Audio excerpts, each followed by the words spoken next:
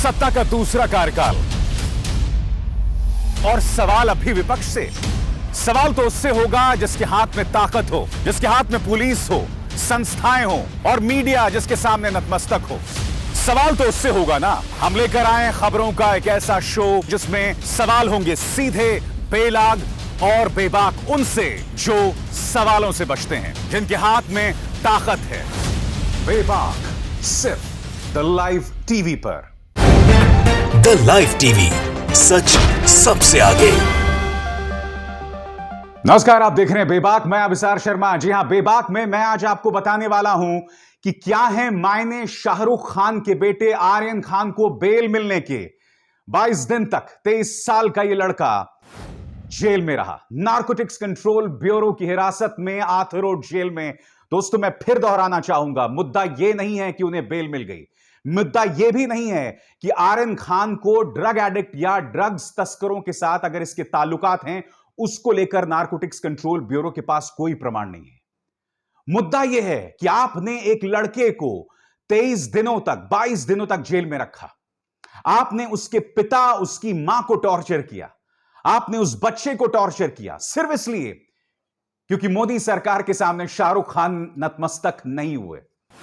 और मैं आपको बतलाने वाला हूं दोस्तों, समानांतर तौर पर किस तरह का घटनाक्रम चल रहा है। मैं आपको यह भी बताने वाला हूं कि मुकुल रोहतगी, जो कि शाहरुख खान के वकील थे, उन्होंने किस तरह से धज्जियां उड़ाई। मगर सबसे पहले सरकारी पक्ष ने आज जिस तरह से अपना मजाक उड़ाया, सबसे पहले साहब उन्होंने कहते हैं कि हमारे पास क्या प्रमाण है आर्यन खान के खिलाफ। तो वो कहते हैं कि उन्होंने अपने दोस्तों को व्हाट्सएप करके कहा था, we will have a blast. आप जानते हैं दोस्तों, अगर आप अंग्रेजी समझते होंगे, अगर आप युवा हैं, तो इस तरह की शब्दावली का इस्तेमाल सारे दोस्त एक दूसरे के साथ करते हैं। हम खुद कहते हैं कि हम छुट्टी पर जाते हैं जब दोस्तों के साथ, और हम कहते हैं we will have a blast. तो इसका मतलब यह हो गया कि हम ड्रग्स ले रहे हैं।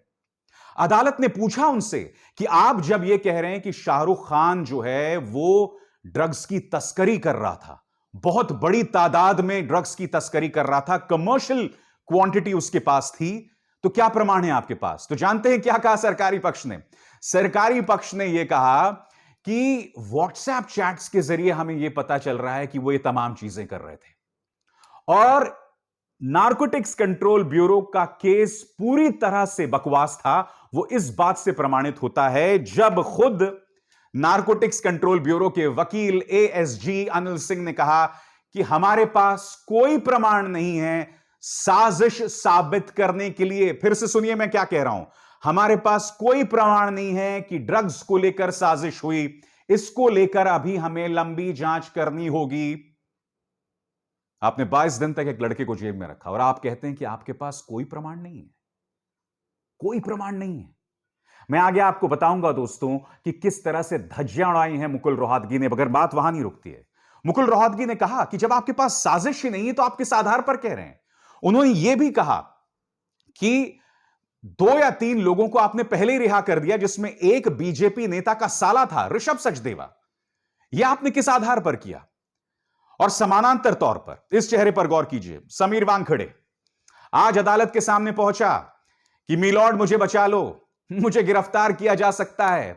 तो मुंबई पुलिस ने कहा घबराइए मत, गिरफ्तार करने से पहले हम आपको 3 दिन का वक्त देंगे। समीर वानखेड़े इस मामले में निहायत ही विवादास्पद हो चुके हैं।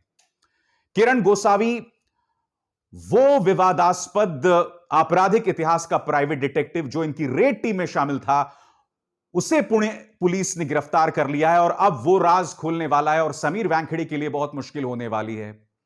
आजाद भारत के इतिहास में आपको कब इस तरह की मिसाल सामने आती है उभर के, जब एक नारकोटिक्स कंट्रोल ब्यूरो के अधिकारी को इस बात को लेकर डर लग रहा है कि राज्य की पुलिस उसे गिरफ्तार करेगी? ऐसा इसलिए नहीं देखा आपने क्योंकि आजाद भारत के इतिहास में ऐसी कभी मिसाल सामने उभर कर नहीं आई जब केंद्र सरकार अपने नागरिकों को इस तरह से टारगेट कर रही थी जिस तरह से भारतीय जनता पार्टी सरकार शाहरुख खान को कर रही थी। तभी ये तमाम चीजें सामने उभर कर आ रही हैं। मैं आगे जाकर आपको बताने वाला हूं कि समीर वानखेड़े की पत्नी क्रांति जो हैं, वो किस तरह का इमोशनल कार्ड खेल रही हैं। मगर मैं उम्मीद करता हूं दोस्तों कि आने वाले दिनों में मोदी सरकार इस तरह से बॉलीवुड को टारगेट करना बंद करेगी। हालांकि मुझे डर इस बात का है दोस्तों, इसकी अभी शुरुआत ही हुई है। यह काम इन्होंने पिछले साल से शुरू कर दिया था, जब उन्होंने रिया चक्रवर्ती, सुशांत सिंह राजपूत वाले मामले में दीपिका पादुकोण को बुलाया, सारा अली खान को बुलाया और श्रद्धा कपूर को बुलाया। और क्यों बुलाया मैं आपको बताता हूं। दीपिका पादुकोण वो थी, जब जेएनयू के अंदर हिंसा होती है तो वो जेएनयू के छात्रों से मिलने जाती हैं और फिर इत्तेफाक देखिए उन्हें ड्रग्स की पूछताछ के लिए बुलाया जाता है। सारा अली खान सैफ अली खान से जुड़ी हुई हैं। जाहिर सी बात है, सैफ अली खान को भी यह सरकार पसंद नहीं करती है। अब इन तमाम चीजों की पृष्ठभूमि में यह बात स्पष्ट हो जाती है कि जिन जिन लोगों को यह सरकार पसंद नहीं करती, उन लोगों को जो है यह सरकार टारगेट करती है। अब मैं आपको बताता हूं दोस्तों कि मुकुल रोहतगी ने किस तरह से इस सरकार के नारकोटिक्स कंट्रोल ब्यूरो के केस की धज्जियां उड़ाई। दोस्तों, यह जानना भी बहुत जरूरी हो जाता है कि शाहरुख खान की टीम यानी कि आर्यन खान की टीम की रणनीति और समानांतर तौर पर इस पूरे घटनाक्रम में क्या चल रहा है। सबसे पहले मैं आपको बतलाना चाहूंगा कि शाहरुख खान की टीम ने इस शख्स को बतौर वकील जो है वो हायर किया, Mukul Rohatgi, farmer attorney general of India, जो कि मोदी सरकार के बहुत करीबी माने जाते हैं दोस्तों। और उन्होंने पक्ष को किस तरह से रखा, जिसकी वजह से उन्होंने नारकोटिक्स कंट्रोल ब्यूरो के लिए बहुत मुश्किलात वाले लम्हे पैदा किए। एक एक करके मैं आपको बतलाना चाहूंगा कि उन्होंने किस तरह से आर्यन खान का मुद्दा जो है वो सामने रखा। सबसे पहले दोस्तों, उन्होंने अनुच्छेद 22 का हवाला दिया और उसके जरिए उन्होंने क्या कहा वो बहुत दिलचस्प है, उस पर आपको गौर करना पड़ेगा। रोहतगी ने हाईकोर्ट में बताया कि आरोपी के अरेस्ट मेमो ने गिरफ्तारी के लिए सही आधार नहीं दिया, जो कि सीआरपीसी की धारा 50 के तहत जरूरत के विपरीत है। इसमें गिरफ्तार व्यक्ति को गिरफ्तारी के आधार और जमानत के अधिकार के बारे में बताया गया है, मगर बकौल मुकुल रोहतगी साहब आर्यन खान को यह आधार बताए ही नहीं गए। आर्यन खान को इन बातों से महरूम रखा गया। आगे देखिए दोस्तों वो क्या कहते हैं। संविधान का अनुच्छेद 22 सीआरपीसी की धारा 50 से अधिक महत्वपूर्ण है। इसमें कहा गया है कि किसी भी व्यक्ति को गिरफ्तारी के आधार के बारे में सूचित किए बिना जेल में नहीं रखा जा सकता। साथ ही व्यक्ति को अपनी पसंद के वकीलों से परामर्श करने का अधिकार होगा। मुकुल रोहतगी ने अपने तजुर्बे का इस्तेमाल करके पुरानी जो नजीर है या पुराने केसेस की मिसाल है वो भी पेश की और यहां पर उन्होंने मधु लिमये केस का जिक्र किया। कैसे, मैं आपको बताता हूं। उन्होंने मधु लिमये मामले पर यह तर्क देने के लिए भरोसा किया, यदि संवैधानिक दुर्बलता है तो इसे रिमांड से ठीक नहीं किया जा सकता।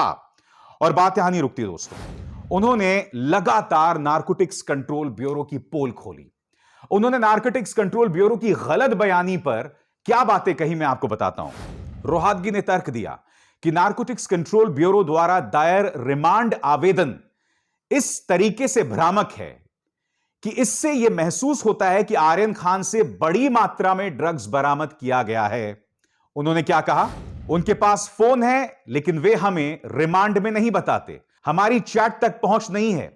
उनके पास चैट है, उनके पास बरामदगी है और फिर भी उन्होंने मुझे यह नहीं बताकर गुमराह करना चाहा कि क्या बरामद किया गया। आगे मुकुल रोहतगी यह भी बताते हैं कि जो संविधान के अंदर आर्यन के अधिकार हैं उसका भी उल्लंघन किया गया है। कैसे?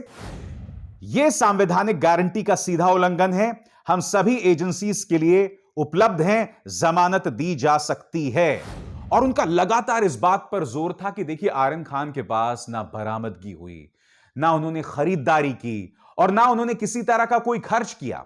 इस एवज में उन्होंने क्या कहा दोस्तों आपकी स्क्रीन पर, यह दोहराते हुए कि कोई बरामदगी नहीं, कोई खपत नहीं और कोई वसूली नहीं है, रोहतगी ने मंगलवार को टोफन सिंह केस मामले में सुप्रीम कोर्ट के फैसले के आलोक में तर्क दिया कि खान द्वारा एनडीपीएस अधिनियम की धारा 67 के तहत एनसीबी को दिया गया कथित स्वैच्छिक बयान अस्वीकार्य है।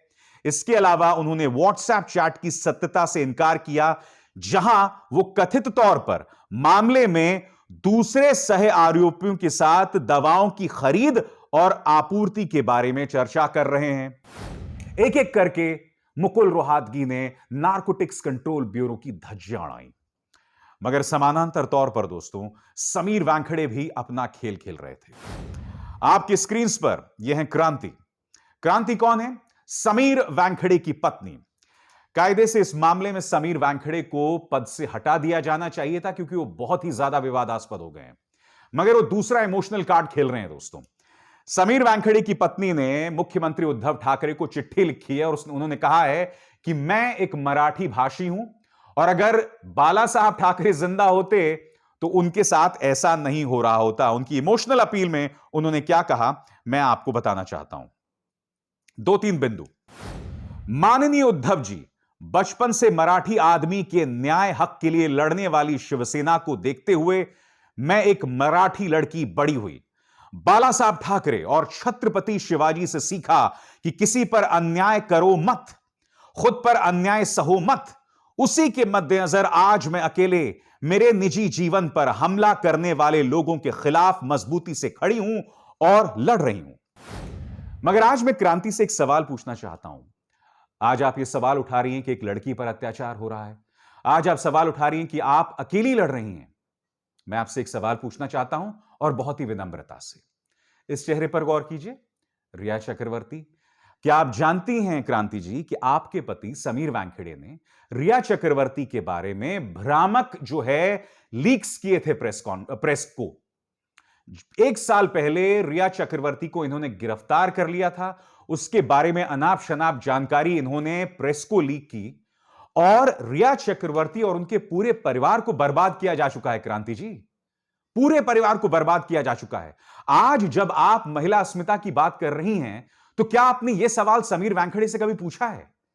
मैं उम्मीद करता हूं कि आप समीर वानखेड़े से यह सवाल पूछेंगे कि आज से 1 साल पहले तुमने जिस लड़की की जिंदगी को बर्बाद कर दिया, आज जो मेरे साथ हो रहा है, यानी कि क्रांति जी आपके साथ जो हो रहा है, यह तो ऐसा लगता है कि भगवान का न्याय है, एक अदृश्य न्याय है। और अगर मैं कहूं तो क्या गलत कह रहा हूं मैं? आज आप एक इमोशनल अपील कर रही हैं, मगर आपको यह समझना पड़ेगा कि नवाब मलिक को, जिसका जिक्र आप अपनी चिट्ठी में कर रही हैं, उन्हीं को एक गुमनाम लेटर आया है जो कि नारकोटिक्स कंट्रोल ब्यूरो के एक अधिकारी ने कथित तौर पर लिखा है। और उसमें जानती हैं क्या लिखा हुआ है? उसमें यह लिखा हुआ है कि आपके पति समीर वानखेड़े अपनी चंडाल चौकड़ी के साथ मिलकर वो दीपिका पादुकोण, श्रद्धा कपूर, रिया चक्रवर्ती, सारा अली खान, इन तमाम अभिनेत्रियों को ब्लैकमेल कर रहे थे। ये भी तो लड़कियां हैं ना, इन्हें भी तो परेशान किया गया। उस लेटर में यह भी दावा किया गया है कि समीर वानखेड़े जो हैं, वो अपनी टीम के साथ जब रेड मारने जाते थे तो जहां पर कम ड्रग्स मिलता था वहां वो ज्यादा ड्रग्स जो है प्लांट कर देते थे ताकि वो आदमी जेल में सड़ता रहे। 23 दिन हो गए क्रांति जी आर्यन खान को जेल में। उसके पास ना ड्रग्स मिली है, उसका मेडिकल टेस्ट नहीं हुआ है, ना उसने खर्च किया है ड्रग्स को लेके। एक भी नया पैसा खर्च नहीं किया है। आज जब आप इमोशनल होकर अपील कर रही हैं, तो क्या आपको गौरी खान याद आती हैं, जो कि आर्यन खान की मां है? बताइए ना दोस्तों। एक और जो अहम घटनाक्रम हुआ है आपकी स्क्रीन पर, यह है किरण गोसावी। इसे आखिरकार पुणे पुलिस ने अपनी हिरासत में ले लिया है। मैं फिर याद दिलाना चाहूंगा, यह एक प्राइवेट डिटेक्टिव है, इसका एक आपराधिक इतिहास है। बावजूद इसके यह नारकोटिक्स कंट्रोल ब्यूरो की टीम में था। यहां देखिए साहब, आराम से बैठे हुए हैं वो समीर वानखेड़े के पीछे। क्या समीर वानखेड़े ने कभी सोचा था कि उनके टीम में एक ऐसा आदमी है जिसका आपराधिक इतिहास है और फिर वो भगोड़ा हो गया था? मुंबई पुलिस या महाराष्ट्र पुलिस अब इसकी जांच करने वाली, और यकीन मानिए किरण गोसावी के लिए आने वाले दिन ठीक नहीं होने वाले हैं। क्या कह रही है पुणे पुलिस, आप खुद सुनिए। The victim in the first case which we have, Mr. Chinmay Deshmukh, he has again contacted that he has been threatened. So if he comes and if he lodge a complaint, we will again register a new offense. अभी आगे क्या process? अभी उसको हम arrest किए हैं, उसका medical होगा, मतलब मेडिकल करेंगे, उसका कोरोना टेस्ट होगा, वो करने के बाद अरेस्ट करके उसको कोर्ट में हम प्रोड्यूस करेंगे। और सबसे अजीबोगरीब बात, समीर वानखेड़े का इस पूरे मामले में एक निहायत ही विवादास्पद रोल है। और अब भी मोदी सरकार उनका साथ दे रही है। कायदे से इन्हें जांच से हटा देना चाहिए था। आपको याद होगा मेरे पिछले कार्यक्रम में मैंने यही सवाल उठाया था कि क्या उन्हें जांच से हटाया जाएगा, और मैंने उम्मीद की थी कि थोड़ी शर्म होगी मोदी सरकार में और वो इस शख्स को जांच से हटा देंगे। मगर अब भी, जैसे कि पत्रकार सुधीर सूर्यवंशी ने खबर आपके सामने रखी है, Sameer Wankhede will remain as an investigating officer in drugs on cruise case until substantial proof found against him, says NCB Deputy Director General Dnyaneshwar Singh. Dnyaneshwar Singh ये बात कह रहे हैं कि समीर वानखेड़े इस मामले में बने रहेंगे। मैं एक सवाल पूछना चाहता हूं। आपका अपना एक सरकारी गवाह प्रभाकर सेल लिखित में कहता है कि 8 करोड़ की वसूली कर रहे थे समीर वानखेड़े। मैं आपसे समझना चाहता हूं, इसके बावजूद उन्हें केस में रखा जाएगा?